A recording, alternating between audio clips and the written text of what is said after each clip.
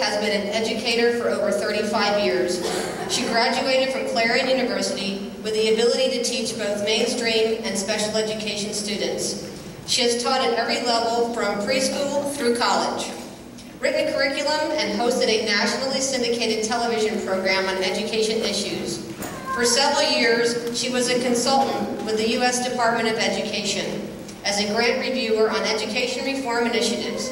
She served as an advisor to President Reagan's Commission on the Family, working especially with issues concerning single mothers. She is currently the chairman of Founded on Truth. Welcome, Peg Luksik.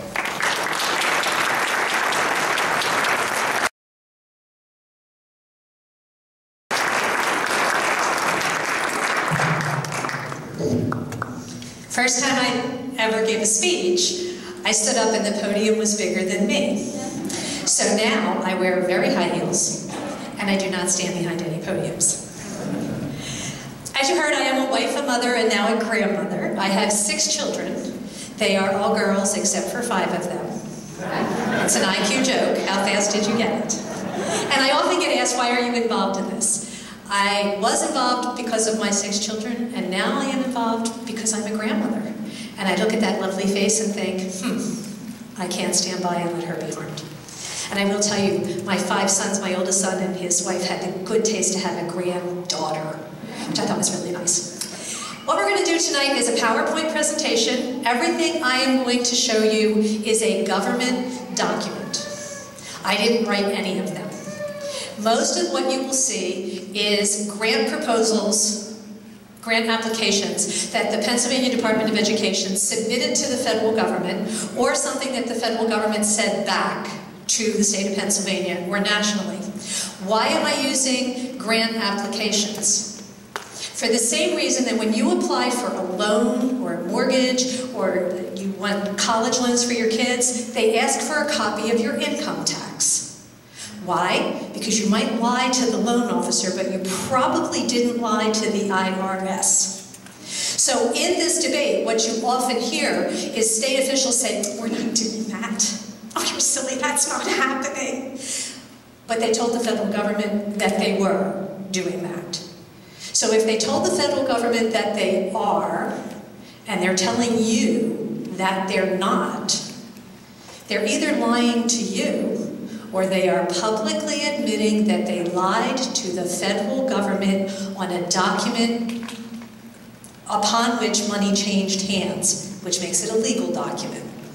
I bet they're lying to you. So when I use their documents, those are the words that are true.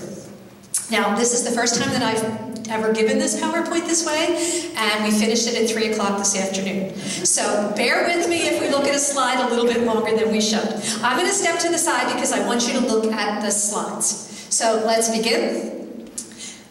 We're going to start with the U.S. Department of Education. Now, this is not a Democrat or a Republican issue. This is the government attempting to take more control. You will see from the date at the top it says January 15th, 2009. That was before the inauguration of the current president.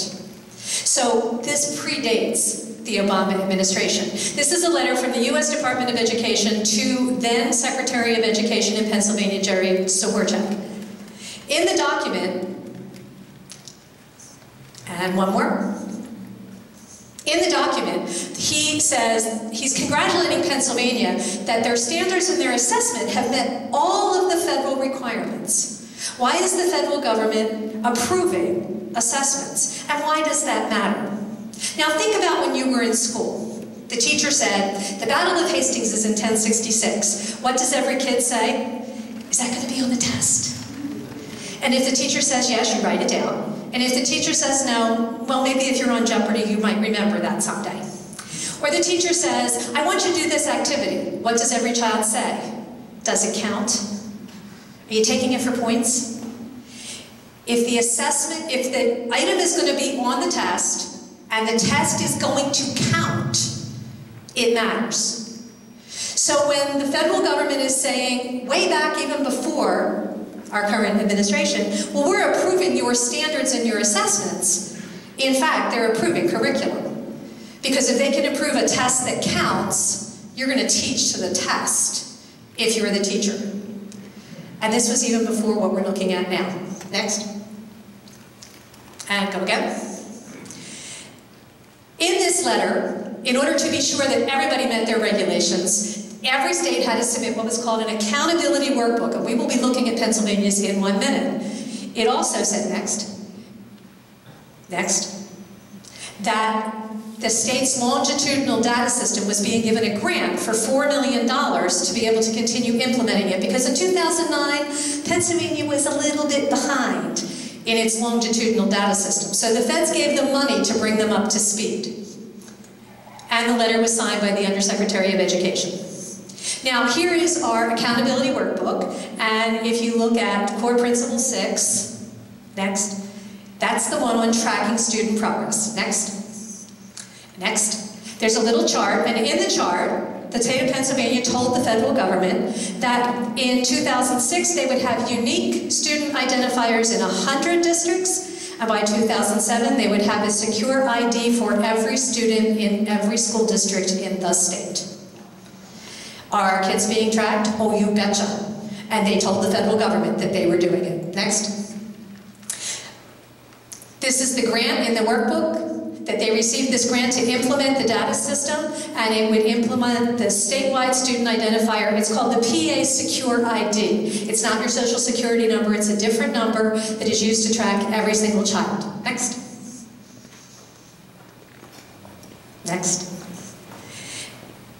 Not only can it track the children within the district, it can track them across the districts. It's kind of funny because when you ask, they say, well, we can't identify the student. So you can track anonymous students across school districts? That's miraculous. I'm like really impressed with that, aren't you? That we don't know who they are, but we know where they are. And if they've moved, we can follow them. And this was before today. Next. Now, hold there. When the Obama administration came in, they passed what the stimulus bill, the American Recovery and Reinvestment Act. This is the article that actually is the appropriation they gave to the Department of Education. They gave the Department of Education, you can see at the top, $53.6 billion. It was called the State Fiscal Stabilization Fund, and in the fund, the governors were the ones who had to apply. Next. The application said that they had to improve their collection of data, they had to use standards and assessments. There were 4 areas of things they had to focus on. This is actually the document that the U.S. Department of Education gave to the states. Next. There's the State Fiscal Stabilization Fund. It was a one-time appropriation, $53.6 billion. Next. It includes the race to the top and investing in what works. Next. There were principles that guided it. The first was you had to spend the money really quickly. Why? Because once you spent the money, you were obligated. The second one said that you had to make progress toward rigorous college and career-ready standards. Please remember the word rigorous. Very important word. Please remember that word. And you had to establish the pre-K to college and career data systems. This isn't K through 12. This is pre-kindergarten through workforce. Lifelong tracking. Next. Next. They awarded the funds to the governors in 2 phases. The governors had to apply separately for each phase. Next. And in each one, they had to assure the federal government that not only would it establish, but it would use the data system, and that they would make progress toward these rigorous standards. The state, when they applied for phase 1, and then they had to prove they did it, and then they could apply for phase 2. That's why it was in 2 phases. They got the bulk of the money in the first set, and then they came back for the second set, but they had to prove they were doing it to get the second piece of the money. That's why it was 2 phases. It was a way to keep a leash on the states. Next. Race to the Top was part of that huge $53 billion appropriation. That was where the $4.35 billion came from, and we'll see how it fits inside that big appropriation in 1 minute. Now, the State Fiscal Stabilization Fund, here's the application. The federal government told them This is what you have to do to apply. The states were not left to their own devices. When the federal government gives money, they say, here's the process you have to use in order to get the money. This is the questions you need to answer. These are the things you have to assure us of. And it comes in documents that have a cover sheet that looks just like that. Next. The application has instructions. Next. The instructions said that the state would commit to advancing education reform. There were 4 areas: equity and teacher distribution, improving collection and use of data, and standards, and the third one was about special ed. This is actually the cover sheet that the states had to submit. Notice it says, to the best of my knowledge and belief, all of the information in this application are true and correct. Kind of like when you sign your taxes. To the best of my knowledge and belief, everything in this is true and correct. It's a certification. This is the one Pennsylvania submitted on June 26th in 2009. Then Governor Ed Rendell and Pennsylvania Secretary of Education signed the document that everything in it was true and correct. So if they say something that contradicts that, they either are lying to you or they're admitting they lied to the federal government. Next. Inside that, they had to give what were called reform assurances. First was that they would establish the longitudinal data system, and they actually gave them components from it for it. They are listed in what's called the America Competes Act. That's another public law. We'll look at that in a minute. They had to say that they would improve their content standards, which is the Common Core. Next. And Ed Rendell signed it. So we gave them those assurances. Next. This is the America Competes Act. Now we're going to look at this in more detail in a slide that's a lot easier for you to read, so don't worry about it so much. But what I want you to see is it actually is federal law, and look what it says at the top. Grants for P16 alignment. Preschool through college graduation. 16. 1, 2, 3, 4 years of college. Elements for the data system and preschool through grade 12, there were a number of elements that had to be incorporated. The federal government told us much more clearly, so you don't have to read this little chart. Next. It goes on to give us all of the elements. There were actually 12 of them. That their data system had to contain 12 elements, and they very clearly defined them for us, and we will see that in a minute. Next. The state had to say that they were at a baseline for incorporating these things, and they had to say, the federal government said, don't tell us in the application, give us an appendix, and just put it there. And we'll tell you in the instructions how you do it. So they submitted data and how they were going to do teacher distribution, data collection, all of the assessments and standards. Next. Go ahead. This is still part of the appendix. They had to say what the baseline data was that met those 12 elements. Next. I'm making this poor girl in the back nuts. Next. They had to say, there was actually the National Center for Education Achievement did a survey of all the states and said, these are the essential elements, and you have to comply with the elements, and we're going to go through and survey what you had to see if you were good enough or not. Next. Next. In standards, they had to do baseline data that said that they were going to be implementing the standards. So in this appendix, the states were told, you must, in order to be eligible for any of that fiscal stabilization money, that $53 billion. The states actually got letters back when they submitted this from the federal government saying, did you comply, did you get approved, did you not get approved? And then the federal government did a chart saying who got approved and who didn't. And here's the chart. Isn't that lovely? Green means you were approved. Pennsylvania was approved. Red meant you weren't approved in your assessments. Orange meant, you know, you're close, but you haven't quite met the bar yet. So they had to meet all of the standards to get the money, and the feds are once again approving our data system, our assessment system, our standards before they could get the money. Now, in order to help states along, the federal government did planning sessions with them where they brought the leadership of the states, the secretaries of education, governors, representatives, in to say, here's what we want you to do. The first one was a strategic planning opportunity, and which they talked about cradle to career. Now, early learning, notice when literacy is by. 3rd grade. 3rd grade. Next. Here we have how we're going to do that. Do you see standards and assessments on the left? It points to something called aligned instruction. Those of us who have been talking to legislators hear, this is just standards. It doesn't have anything to do with curriculum.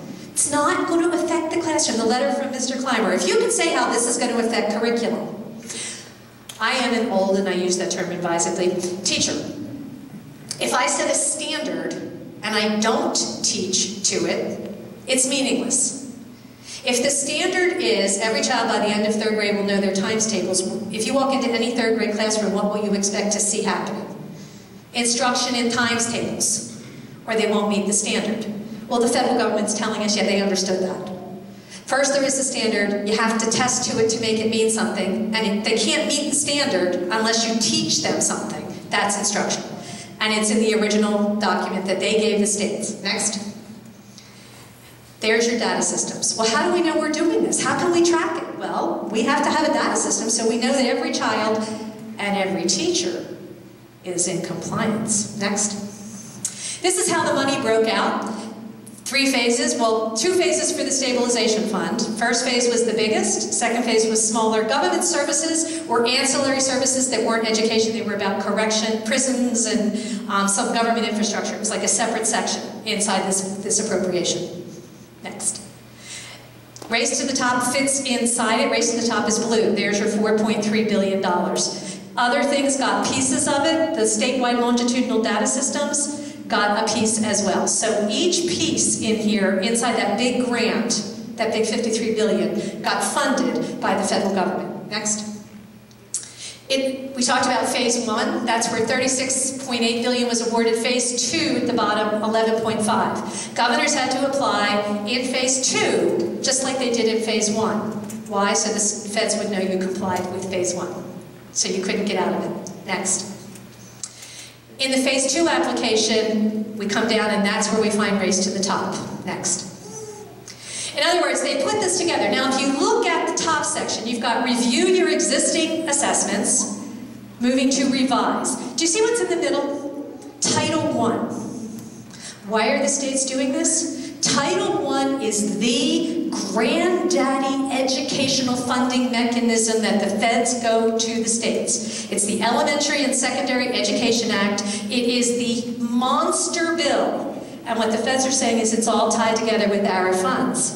Now, they had to review and then revise to move down to the second phase with the data systems, and then they could apply for Race to the Top and all of the other funds. Next. So, well, what is in the data systems? Well, this is what the federal government said would be in the statewide longitudinal data systems. Next. They said it was going to evaluate teachers to know if graduates would have skills. Next.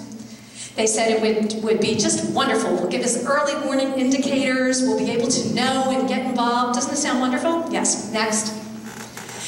Post-secondary. Look at Pennsylvania. In the process of incorporating post-secondary data, in other words, college kids are being put into this system all the way back in 2009. Pennsylvania is listed as incorporating college kids into the data system. When we talk to legislators, what we hear is, oh, we're not doing that. Yeah, we are. The federal government says so. Next. Some states in 2009 were actually incorporating workforce data. In 2009, Pennsylvania hadn't done that yet. Next. The next steps, well, we need to incorporate early childhood, post-secondary, and labor. We need to connect teachers and students. How do we do that? We give every teacher a number as well, so that we know that Mrs. Blankenschmiel in the 3rd grade class has little Sally. Is little Sally meeting the outcomes? No. Who else in Mrs. Blankenschmiel's class is not meeting the outcomes? Maybe Mrs. Blankenschmiel is not teaching correctly according to these standards. It is a way to track teachers as well as students. Next. Here's the elements. Remember I told you there was a better chart? You can always count on the federal government, can't you? Student enrollment information. Information on graduates, transfers, and dropouts. State assessment scores. I like number 4. Information on students not tested. In other words, if you opted your child out of the PSSA, they're going to go find information anyway. You can't get rid of it. College readiness, a teacher identifier system. Student transcript information. Data on your transition and success in college. data on preparation for success in post-secondary. That's kind of like all your attributes. An audit system. We have to make sure all the data is accurate, so we send people in to actually verify all of the information being collected. Ability to share data from preschool through college, and unique student identifiers. That's what's in our longitudinal data system. Next. This is how they put it together. Now in the middle, do you see where it says P through 20? P is preschool. 1 through 8, 9 through 12, 13 through 16 with the end of college, 17, 18, 19, 20. That's your entrance into the workforce. That's tracking adults. That's workforce data. And they give years for how each one is going to move along. So we've got post-secondary, early education, teacher and staff data, including collecting demographic information on the teachers. So the teachers are as tracked as the students. Next. Now, they also gave us a lovely document on standards and assessment, next, in which we find the common standards of many of the things that Emmett talked about. That sounds nice that they're all, no, go back. It sounds nice that they're all internationally benchmarked, except they're not. They did align assessments with them. They do give attention to assessment types. Computer-based testing. Why is that important? Because the computer can make you do it over and over and over and over until you get it right. It circles the child. Have you ever been on a phone call with a telemarketer? And he says, so would you like the red shoes or the blue shoes? And you say, I don't want any shoes. Well, if this was education, you had just flunked your assessment. So what does he say?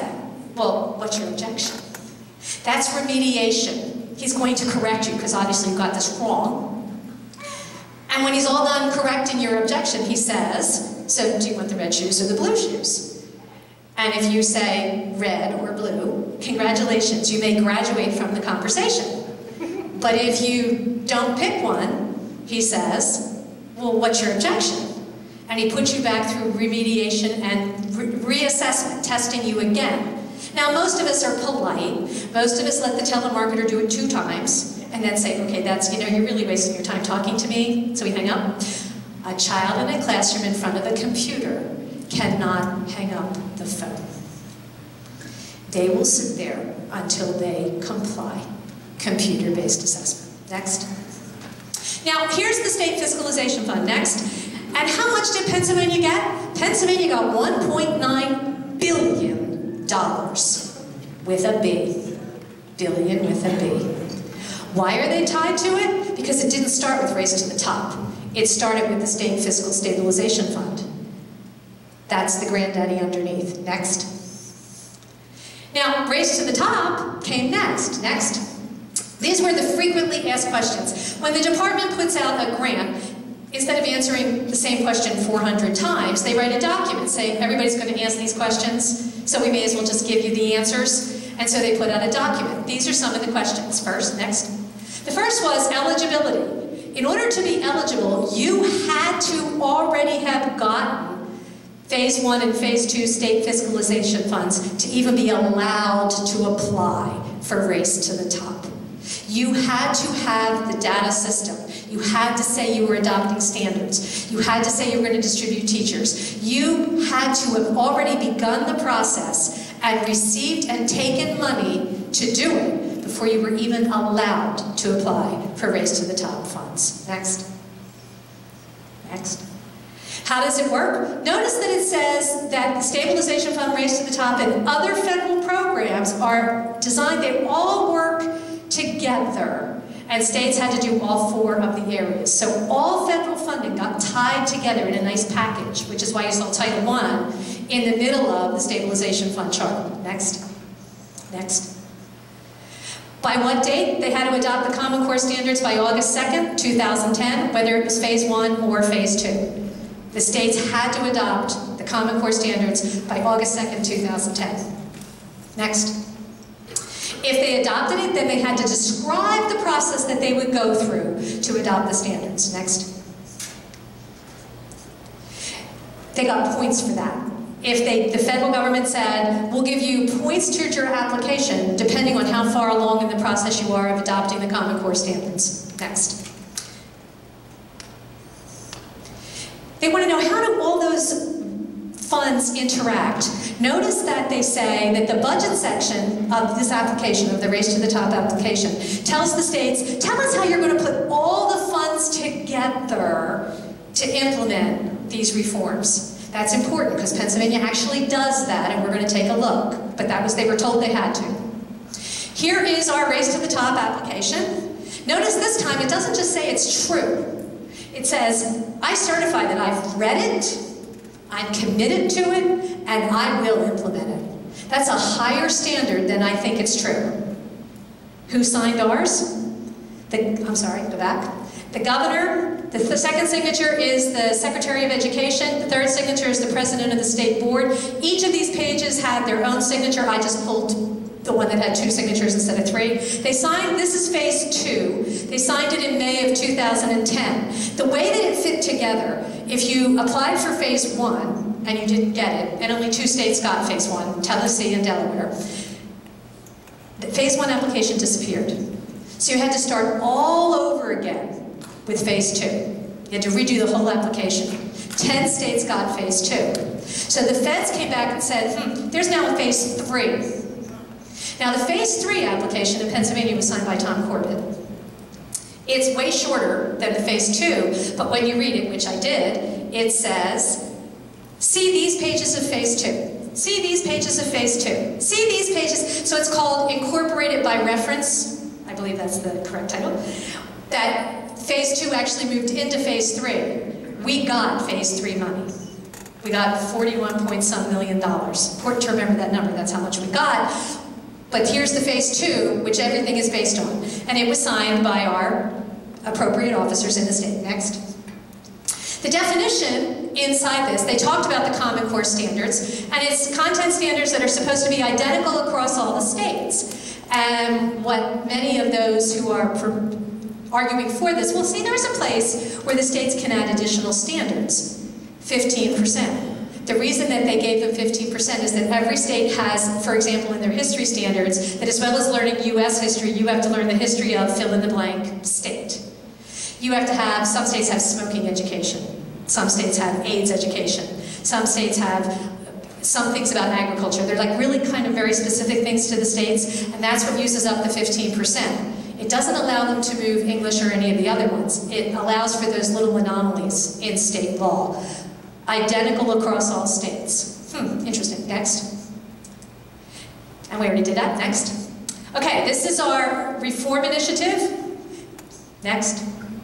The Pennsylvania State Board said that they would adopt these standards by August the 2nd because Pennsylvania requires all LEAs, local education agency, that's a school district or a charter school, to adhere to the standards. Everybody's going to teach according to the Common Core, teach curriculum. So it doesn't matter whether your local district adopted them or not. When Pennsylvania did, so did your local school district. Next. Next. Pennsylvania has created what they call a Standards Aligned System Portal. That's a website that school districts can go to for curriculum. And that is, the Standards Aligned System is moving toward the Common Core. So the curriculum will be available online. Teachers will go there to get it. Next.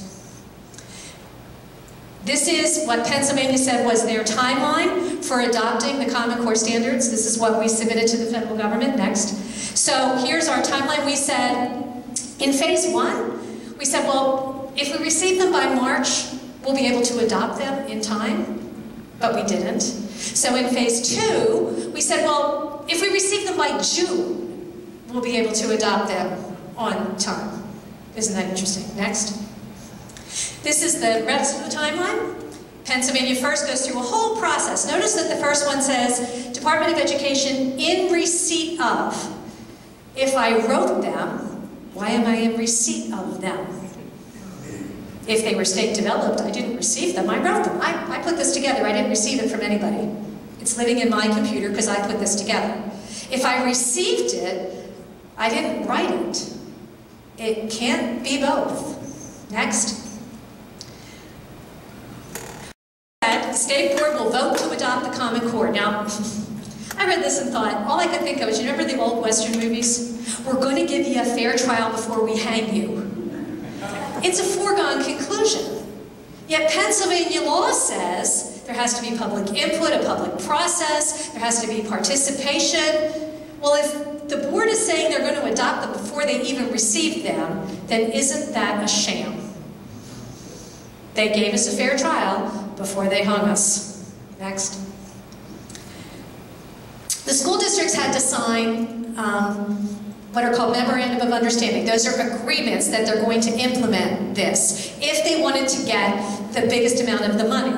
The memorandum of understanding did not contain an opt-out clause. So if your district got in, it couldn't get out. Because the federal government said that every state had to say how they were going to tie the districts in. So Pennsylvania's answer was to say there's no opt-out clause. The districts can't get out if they get in. Next. Well, what are the districts going to do? Well, they're going to implement curriculum that's aligned with the standards, assessments, curriculum, and et cetera, et cetera. This moves down to the regular classroom. Remember Paul Clymer's letter? If you can find someone to tell me that the federal government is driving curriculum, right there. The state of Pennsylvania says the federal government is driving curriculum. It's right there. Next. Next. Now, when they talk about the data, isn't this interesting? Kind of speaks for itself, doesn't it? Data available to researchers. Remember what Emmett said about them stripping out the FERPA law, the Educational Rights and Privacy Act. Data is now available to people, not you. So that researchers can come in and decide what they want to do. And that's a required element. Next. Next. The staff development, the teachers would have to be able to teach this. This last little button here is kind of interesting. There's a model voluntary curriculum so that all of our standards aligned system will be updated to the new standards. And it's voluntary curriculum. Next. Next. Isn't that interesting? We anticipate that given the limited resources most districts have for curricular improvements, the overwhelming majority of our districts will rely on that portal to bring their instructional program in line with the new standards. So you have to buy all new books to match the standards, but the districts don't have money for those books. And the portal will have all this voluntary curriculum available for free, so the districts will go there to get it. How cynical is that? Next. Next. The LEAs are accountable for their performance, and the state says, the federal government said that you have to be able to intervene. If the local district doesn't do it, the state has to be able to come in and make them. Next. The state has to say how they're going to, remember we talked about pulling the money together? I love these words. Coordinating, reallocating, repurposing educational funds from other sources so they align with Race to the Top. What did they reallocate and what did they repurpose? If I reallocate money, it means I had to take it from somewhere to bring it to somewhere. Where did that state money come from? What programs are going to lose funding so that this one gets funding? Next. Next. Now, what did the federal government say? What did the state say they would need to implement Race to the Top? Because they went to the Independent Regulatory Review Commission, which is who finally approves regulations, and said there'll be no fiscal impact to implement this. What did they tell the federal government? They said they need a project director, 2 program directors, next, 2 directors for a charter school office and the state turnaround office, next, 21 project management staff, next. They're going to form a consortium that will be staffed by resident scholars. We don't know how many of them there will be. Next. At the IU level, they'll have 220 additional technical assistants. Next. And they will also have external service providers. That's a lot of people. Next. So they told the U.S. Department of Education that, well, it would take $400 million to build this. Gee, even by Tip O'Neill, that's a lot of money. Next. But they weren't done. Not only did they need $400 million, that's the Race to the Top funds, they are taking $140 million in school improvement funds, and they're phasing in the $2.6 billion that the state is giving to districts. So $2.6 billion and $400 million, I'm up to $3 billion and $1.40 billion. So that's $3.1 billion. That's not zero, is it? And what does it say? That's the money that would be necessary and sufficient to sustain this application. Necessary and sufficient. But they told the Independent Regulatory Review Commission, this won't cost anything. I would like that much of nothing. Myself, I'm sure you would too. Next. Next. The districts have to say, well, how are they going to pay the extra money? Because they have to absorb the cost of signing bonuses for teachers who come into poorer districts. They have to have all these added interventions and services. Well, they have to fund all that at the district level. And there's no state money for that. They had to say in their contract, where are they getting the money for it? You probably didn't know that they were doing that, but they're required. Next. They said Pennsylvania's proposal is politically sustainable. What does that mean? It means it was written in 2010, and this application said that both candidates for governor at that time, the Democrat and the Republican, had signed off on this proposal. So it didn't matter who got elected. This would continue unabated. Next. They said we were going to join assessment consortia. Now, we're not going to talk a lot about that today just because we don't have a lot of time. But what I want you to focus on is that Pennsylvania is moving to high school graduation requirements. The students will have to pass end-of-course exams in English, math, science, and history, and all those end-of-course exams will align to the Common Core standards, but I thought those standards were just English and math. So why does this say science and history? Confusing. Next. Now, they also have to give they're giving the teacher the assessment, but they're also giving them the curriculum to make sure that the kids pass the test. Next. And they also tell the feds that over the last 5 years, they built that data system with identifiers for students and teachers. Remember in 2009, they were a little bit behind? Now they're not. Next. Now, I got myself invited, because you know I actually am a teacher, so I got myself invited to the training that the IUs are conducting to implement Common Core standards in the state of Pennsylvania. And I will tell you, I said I was going to be really quiet, and then I couldn't keep my mouth shut. And so, I'm sure I embarrassed more people. Now, before we turn this slide, do you remember that word rigorous? Rigorous content standards, and these are the same standards for everybody? Stand up. Come on, stand up. This is Jim. Okay, so can you have the same standard for everybody? Yes, you can. This is vocal performance. When you can reach the standard, you may sit down, but you may not sit down until you reach the standard. Are you ready? Luciano Pavarotti, who was considered one of the leading tenors of the 20th century. If you can sing as well as Luciano, you can sit down. Congratulations. Soloist with the New York Metropolitan Opera. Chorus member with the New York Met. Soloist with the Regional Symphony. Chorus member with the Regional Symphony. Soloist with the church choir. Member of your church choir. Sings in the shower and enjoys it. Can't carry a tune in a bucket. Can't find the bucket. That every child reached that standard. Where am I going to spend all my time? With Mr. Can't Find the Bucket. To get him up to sings in the shower and enjoys it. But what about the child for whom the standard should have been Pavarotti? Because see, there's no reward. There's nothing to be done to get above the standard. Teachers are only accountable to reach the standard. So those standards become very important. So what are they saying about those standards? Next.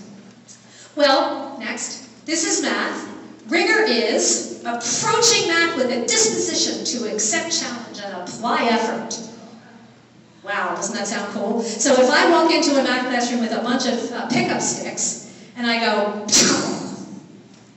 count them. Is that effort? Because that's chase all over the classroom to get them. And count them all.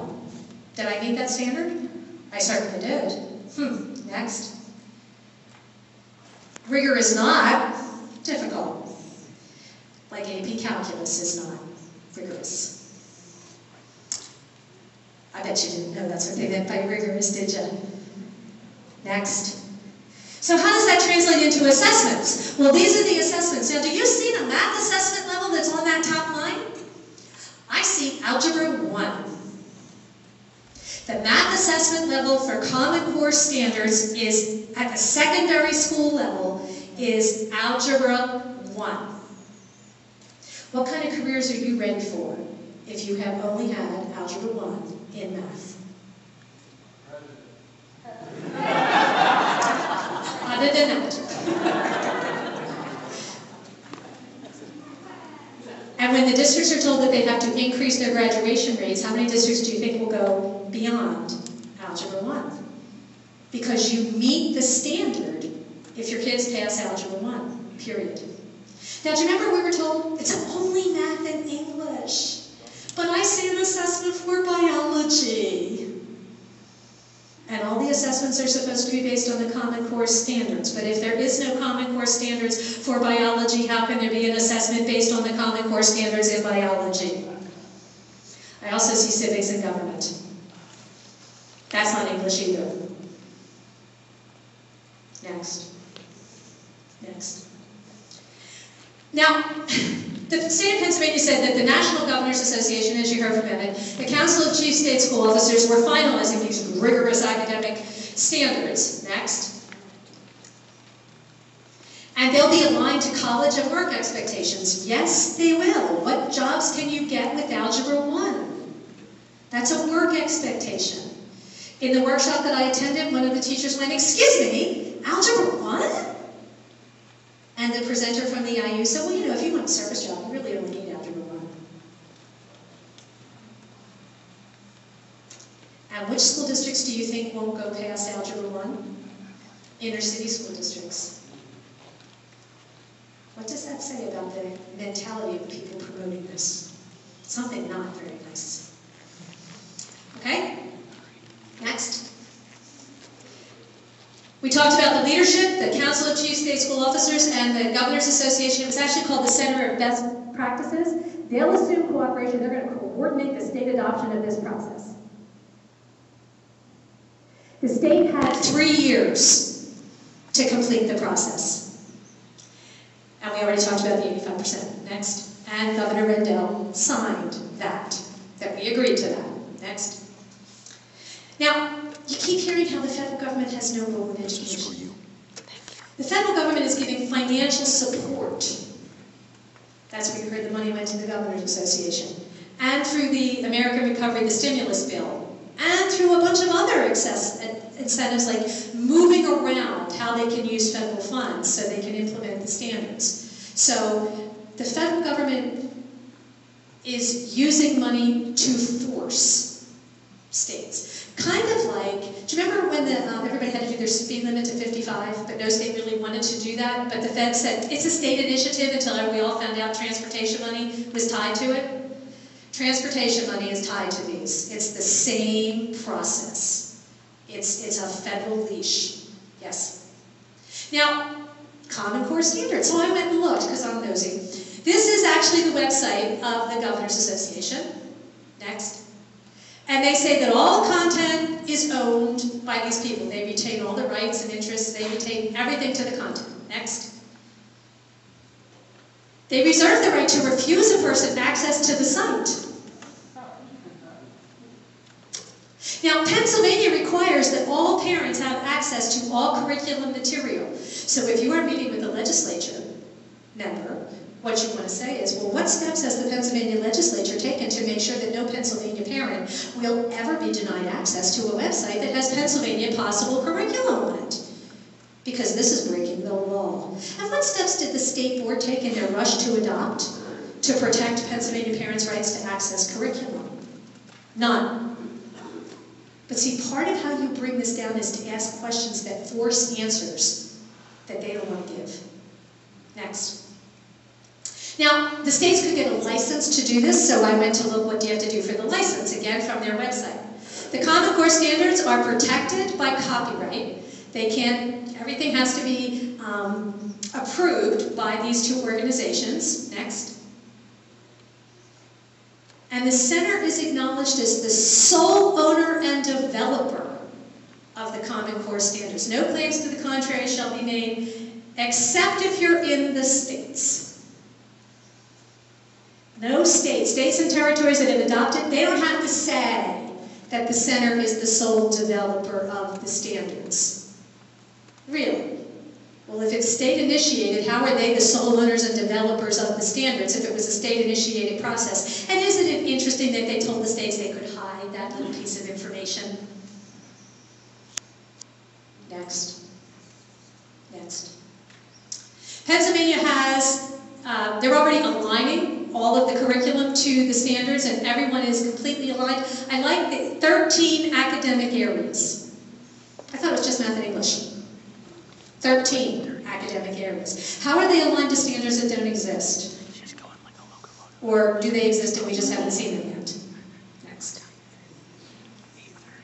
Now, Pennsylvania is, in their application, they said that they're going to work with post-secondary institutions to revise their programs to incorporate Common Core and review how these providers integrate the standards and, where necessary, mandate them to change their college curriculum. Now, in light of the fact that Algebra 1 is the graduation requirement for math, how exactly are they going to have to change their college curriculums? Kind of an interesting. And mandate? Well, how can they mandate to the colleges? They get a lot of money to those state institutions. Next. Next. They're going to revise content in the PSSA. Next. Build the Keystone assessments. Here we have the post-secondary institutions again. Next. Align all curriculum. Next. Next. Update all lesson plans. So this goes all the way down to the classroom level. Next. Implement additional training so that all teachers will only be doing this. Next. Next. Have the ability to track students from birth to the workforce. Analysis every level. Go ahead. We're one of the only states with a single early childhood to post-secondary integrated data system. We went from behind to ahead. Next. These are the components of the data system. There are 12. Remember the 12? The middle column says met. Keep going. Keep going. Keep going. Do you see how it says met? We talked about the 12. Notice, keep going. You're going to see met. Continue. Everyone says met. Keep going. Keep going. All 12. We've done all 12. And we told the federal government that we have that data system. Those 12 elements we talked about earlier, Pennsylvania told the federal government they did all 12. Do they have a data system? Oh, yeah. They do. Next. They're going to expand it to the workforce and collect data on early. We want to know what early childhood educators are doing to make sure they're complying as well. Now, when they talk about this whole process, what do they remember? Those extra academic areas in science? This is a speech that the Secretary of Education next gave to the Sustainability Conference. And he said, well, through Race to the Top, we've done an avalanche of reform. What kind of reform? Next. Well, the department's taking a leadership role to make sure that all of our citizens become green citizens. Next. Educators will do this. A well-educated citizen will know that climate is changing. We will be part of the green economy. Keep going. Next. We will be a committed partner to build an environmentally literate and responsible society. Next. We're going to join leaders to participate and be educated about the science of sustainability.